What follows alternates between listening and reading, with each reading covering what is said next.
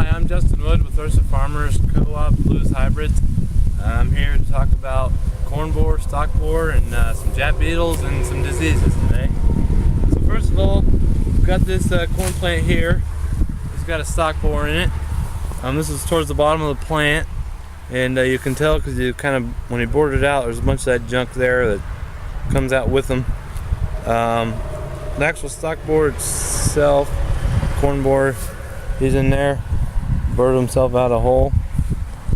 That right there is a real tough issue, because later on in the season, when the plants start drying out, they'll kind of have harder time standing. That is, which is obviously a problem if you got good wind. Make it kind of hard to harvest. Right now, there's really not a whole lot you can do about it, since that corn borer is so far down in the plant. He's kind of hard to kill.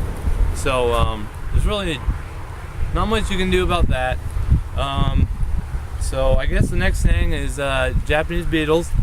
They're really getting kind of to a time where they're not good to have, because when the corn starts silking and pollinating, those Japanese beetles actually stay in the silks, and then they'll tend to clip the silks, which obviously makes it hard for the corn to pollinate that way if they don't have the silks.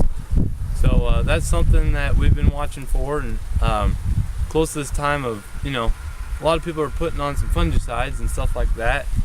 So, if you're putting on that, sometimes it's kind of a good thing to go ahead and throw on those insecticides for like those Jap beetles.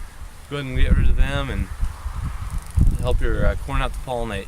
So, but on the fungicide note, it can go both ways. If you got bugs real bad, and if you're out in your field and you see some rust or some gray leaf spot or some other things like that, then it's kind of good to go ahead and throw in the insecticide, and like I said, vice versa. So for the most part, that's kind of what this past week's consisted of for me and some other scouts. Have been looking for a lot of diseases and those bugs that are messing up the pollinating. So but for the most part, that's pretty much about it. So thank you all for watching.